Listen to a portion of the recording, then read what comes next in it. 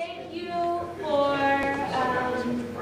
a lively discussion this morning. We're going to continue now with Ms. Vicki Washington, who is with St. Luke's Community United Methodist Church. She's also my former high school teacher. She survived me. But, you know, she's going to take us from the point that we left off of where do we move from here? How do we build this progressive movement, overcome our apathy, our pessimism, and move to something that works and is sustainable. So without further ado, please welcome Ms. Vicki Washington. Hi, good afternoon. That's interesting that that's what I'm supposed to do. I'm going to do what I'm going to do, and then we're going to do what we do. It's true, I taught Sarah. It was an experience. Of course, both. I loved it. She was a lively person, and I like life. That's why I do the things I do, I think.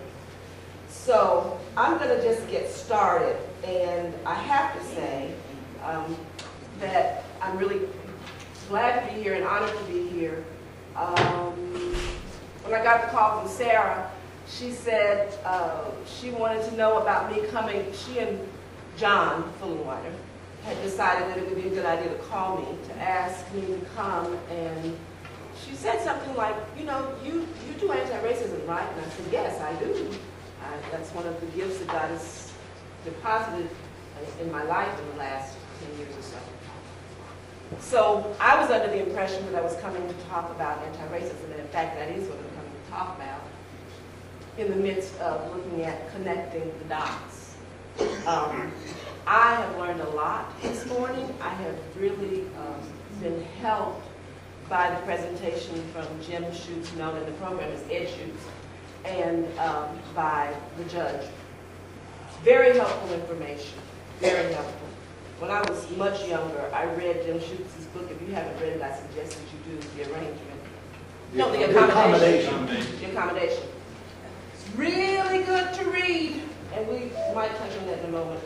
So, as I said, when I got the call from her, she asked me about anti-racism, and a little about 10 years ago or so, I think it was, the North Texas Conference of the United Methodist Church commissioned a team of us to be the anti-racism team, whose job it was, whose task it was, whose mission it was, to dismantle racism within the North Texas Conference. And I'm going to ask you just in the beginning, just to kind of stay with me, because you may be wondering, okay, they said you were going to get up and tell us how to do it, so when are you going to get to that? Well, just be with me. So this team, I was blessed to be a part of the initial team, and in fact, there were some 40 of us commissioned, and some of us are here today, members of that team. And there's a song that I love that says, everything must change. So last year, the North Texas Conference restructured, and we are no longer an official entity of the North Texas Conference. But what we are is a dedicated and committed group of clergy and laypersons who are working to dismantle racism in the North Texas Conference, still. And so Ann and Dave are here. They're members of the team, and also Rob Evans is a member of the Peace Center. Dallas Peace Center is a member of the team. So if you have any questions about the team later, please grab one of us. We'd love to talk to you about it. As I said to you, my involvement with the anti-racism team has been a real gift to me. It has helped me to understand, to give voice to my life experience as a black woman in this place called America. It's also taught me and reminded me of many valuable things. Some of those things are organizing, knowing the history, connecting the history, the value of all our stories. Jim Schutz talked about having a good story. I kept hearing that. Well, how do we have a story? A story, a story. The value of all our stories. Analyzing systems. Organizing. And did I say organizing? Now, when we talk about building this progressive movement, there are many models that we've got to look at. Many examples throughout history where we can see oppressive systems being effectively dealt with through the progressive movement of dedicated people. I submit to you this afternoon that a truly progressive movement is a people movement. Many of us remember throwing up our fists and shouting, "Power to the people." Well, there's a reason why we did that. Because it's the people who have to come together to build a progressive movement. That's what the judge just said, that's what Jim Shute said, and that's what I'm saying. You know it, so how do we do it? I don't know. We remember that it's a people movement, and yet we are hampered by a system that teaches history in such a way that makes it seem as though it's one person who does it all. We have that individual leader myth thing going on. And nowhere is that more evident than in the life of the civil rights movement as it is taught and shared. When we look at Dr. King, he's the man that got up and made one speech and everything changed. Now, none of us in here believe that. We know that's not true. Hello, excuse me. But there are people really who believe that. Because that's the way it's taught, that's the way it's shared, that's the way it's remembered. That's the lie that keeps being told. When I was a kid, a pre-teenager living in Oak Cliff, Texas, growing up in Oak Cliff, Texas, well, even before that, when I was living in Hamilton Park, as a child, I loved the civil rights movement stories that was unfolding right then. I was born right in the crux of that and grew up with it. And I was reading about it every week in Jet magazine. It's about this size. Every magazine was about it and learning about it and wanting to be there, to be a part of it. And August 28, 1963, which is, you know, a day that all delivered the March on Washington speech. My sister had her birthday, and my mother had a swim party in the backyard in Hamilton Park, and I must have been, what was I, 9, 8, something, and she was 6 or 7. She thought that the people on TV were celebrating her birthday because it was on her birthday. My mother, I don't know why this happened, but had these little flags like people there, and so she thought she kept running in, and I think it was her birthday. Well, of course it wasn't. But the thing of it was that day, we all know, a lot of people, if you ask anybody who spoke that day, the first thing they're going to say is Dr. King, and for some people that's all they know. But there were a lot of people who spoke that day. There were a lot of people who had a message for the folks that day. We know that songs were sung, Ain't Gonna Let Nobody Turn Me Around, Marching for Freedom, He's Got the Whole World in His Hands, 250,000 people there, all that wonderful stuff. It was a great Wednesday afternoon. Dr. King spoke. But there were other people who spoke, and one of those was John Lewis. John Lewis is now in the Congress, representing Georgia. He was fresh from the battlefield of the Civil Rights 50th anniversary year this year. He had been active in Nashville, Tennessee in the sit-in movement, had his head bashed in, beaten, bloody pulp, all that, those images that we all know. But he had this speech that was a hot speech that A. Philip Randolph, who was the chief organizer, didn't want to deliver. Roy Wilkins, who was the president of the NAACP, insisted that he not deliver it. If he delivered it, he wasn't going to, NAACP would pull out. What's that man saying? The President Kennedy didn't want him to say it. It was a mess. He was a young man. He's still in his 20s. That day, there was supposed to be a speech given by James Farmer, who was a native of Marshall, Texas, who was the president of the Congress of Racial Equality. He wasn't able to deliver his speech because he was in jail in Louisiana.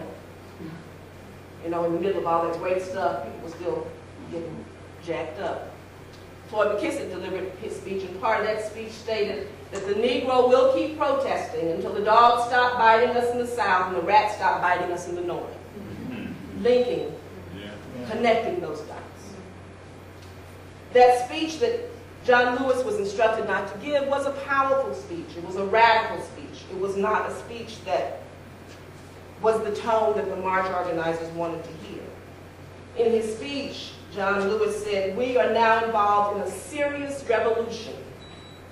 This nation is still a place of cheap political leaders who build their careers on immoral compromises and ally themselves with open forms of political, economic, and social exploitation."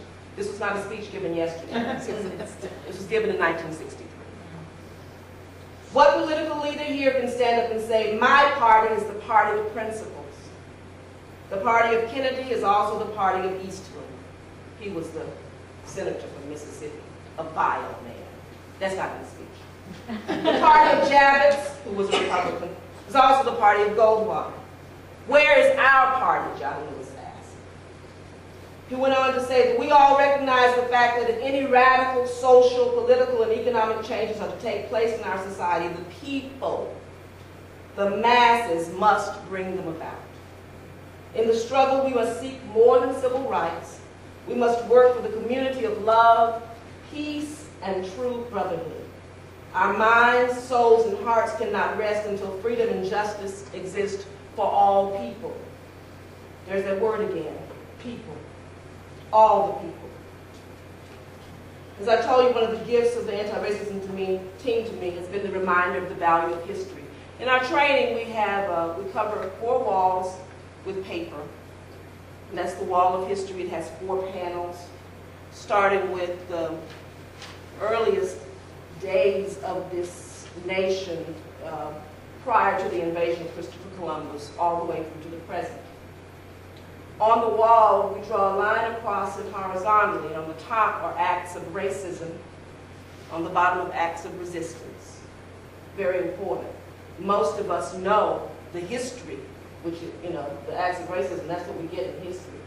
But we don't get the acts of resistance. And I think that ties into how do we find stories to tell. Oftentimes, when we come together, people of color like me, or I don't know about that, me, I'll say that I bring into the room with me the spirit of Harriet Tubman, or Fannie Lou Hamer, or Ella Baker. And I've had white people come to me and say, well, when you say that, it makes me feel, and I'm like, well, what? You got some people. Bring John Brown. Do your work. Bring in the people who are important to your formation as an activist, as an organizer, as a person who wants to see change happen. So one of the reasons that we have to keep looking at the wall of history is that when we look at it, we can see how the systems and institutions are entwined in such a way that they keep oppression, injustice, and the ism family propped up. You know the ism family. You know it. Racism, capitalism, consumerism, commercialism, militarism, classism, fascism. Did I say racism? Ableism, ageism, those isms. We got to work to dismantle the ism family. The wall of history also gives us strength for our journey. When I was in my teenage years, the wall of history gives us strength for the journey because it reminds us that we've been here before, and it reminds us that we can do what has to be done. We have to understand that, and we have to believe it, and we have to remember it. And the way that we can do that, one of the really important things, I think, is to study the history. There's a great book that many of you have read, Lies My Teacher Told Me by Jim Loewen. It's a wonderful book because it helps us to know that this myth that has been taught to us is not the true history. And we have got to know the true history in order for us to build on it and to use the strength of it to do the work that has to be done. We often hear in Dallas, Texas, that one of the reasons that we're where we are is because there's never been a movement here. There's never really a movement here. It wasn't, no real progressive anything. I hear it all the time. I was born and raised here. 2 problems with that. One, if there's never been a movement here, and that's why we're in the situation we're in, how does that explain all the places where there have been movements and they're in the same situation? That's what I'd like to know. Okay, that's one thing. The other thing which I find to be more important, if we keep saying there's never been a movement here, or there's never been this, or there's never been no radical, blah, blah, blah, blah, blah, we're devaluing the blood, sweat, tears, lives that have been given so that we could be here to do what we're doing. We can't keep doing that. We simply cannot keep doing that. It's really important. When I was a teenager, SCLC came to town. I didn't go to church for, 3, 4 years. My mother is a fairly radical woman. And our church was in the building where Warren now sits, the education building, the little frame building that was there on the side of Warren. Every Saturday, that's where we went for church. We didn't call it church, of course, but that's what it was. It was the Southern Christian Leadership Conference, otherwise known as SCLC. Met there every Saturday morning for its regular weekly rallies. We'd have a rally, or the rally might go march, might go register voters, but that was my church. That's what we did. That was every week for at least 2 years of my life. In 1970, I think it was, Stovall can probably tell you more accurately, the National Convention for the SCLC was held here. It was held at the Sheraton Hotel, which is now something else, or back at the Sheraton, who knows. Angela Davis was the speaker. We don't know our history. The reason I will never forget it, because I was ushering and I had a $4 dress on that I had bought in Martin's dress shop, and I knew I looked great. But it's important for us to know that. We think that I don't know what that's all about, but, okay. There's a wonderful collection, a wonderful archive that's available now to everybody at the Dallas Morning News online. Marion Butts, M-A-R-I-O-N, B-U-T-T-S, was a photographer in Dallas for some 50 years, I believe. And he sold his collection actually to the library before he passed. And they finally documented it, archived it, and it's available for public viewing. He's got wonderful pictures of protests that I never knew happened when I was here. In 1964, I think it was, there was a sympathy march, they called it, NAACP held in sympathy with the Bloody Sunday March in downtown Dallas. I mean, so just, the history is here. And it's important that we look at it and that we know it. Peter Johnson was here, came here with SCLC, was sent here by Dr. King and by the staff to help us Negroes get what we needed to get. We're still trying to get there. So, Vicki, what in the world does all this have to do with building progressive movement? How do we do it? I think it's not complex, but it's not simple. We have to build relationships with people. We have to build relationships with people that we really may not want to be in a relationship with. But even before that, I think that we have to understand and decide that we will organize where we are. Organizing is a word that some of us run away from. Sounds like a bigger deal, I think. Well, I won't say a bigger deal. But sometimes I think that we don't understand organizers. We just don't hear it that way. We don't understand it that way. One of the things that I've been blessed with doing or being a part of is the political social action ministry at St. Luke Community United Methodist Church, where I worship and serve. In, what was that, 2007? Was that when we went to Gina, Louisiana? Okay. All right, I don't remember either. That would go with the history. But we were able to take 4 buses from St. Luke down to Gina. My sadness is that we were not able to turn that event into a movement. And I think that the issue of building a progressive movement is how events, how do we take happenings, how do we take occurrences and build them into a movement?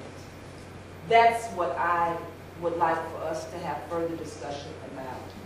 So I think building relationships is critical. Talking to folk, finding out what their self-interests are, what they're about, where you can meet together, not meet literally, but where you can have a meeting of the minds to do the work that you're called to do. Ruby Dee, a person who I admire greatly, said one year, years ago, she was at the Dallas Brookhaven College, and she said, somebody asked her, oh, how did you all feel, you and your husband, back in the McCarthy era, people wouldn't stand up for you all, and people wouldn't do this, and people wouldn't do that. And she's an activist and an organizer. In 1969, when the Congressional Black Caucus first came into being, he was invited to come and be the keynote speaker there. And the title of his speech that day was, "It's not the man, it's the plan." It's name is Ossie Davis. One of the things that he used to say that I really appreciated and come to really understand now is that we have to understand the work that we're trying to do in such a way so that if we're standing on a street corner waiting for the light to change, we can articulate it to the brother or sister to our right or left in the amount of time that it takes to change that life. We talked about, needing to know what stories can we lift up, or how do we get the stories told. Well, first of all, we got to get the stories told, but we have to. And with the age of the internet and YouTube and all that, it's much better now. You don't have to hope that, Lord, somebody will print it and print it right and all that. But Ossie did say that, and I do believe it to be true.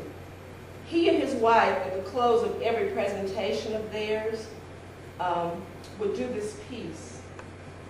And I'd like to share it for you. On February 4th, 2005, Ossie, great writer, actor, director, artist, thinker, and cultural warrior, moved on up a little higher. In his years with us, Ossie Davis, along with Ruby Dee, his beautiful and gifted life partner, an amazing actress and writer herself, blessed us with countless performances that challenged us, informed us, ennobled, and emboldened us. Ossie and Ruby made us want to run on to see what the end would and could be. They stirred up our hope and our strength, our courage, and our love.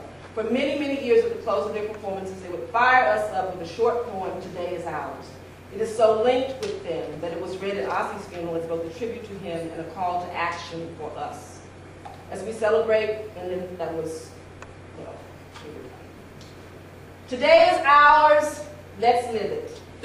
And love is strong, let's give it. A song can help, let's sing it. And peace is dear, let's bring it. The past is gone, don't rue it. Our work is here, let's do it. The world is wrong, let's right it. The battle hard, let's fight it. The road is rough, let's clear it. The future vast, don't fear it. Is faith asleep? Well, let's wake it. Today is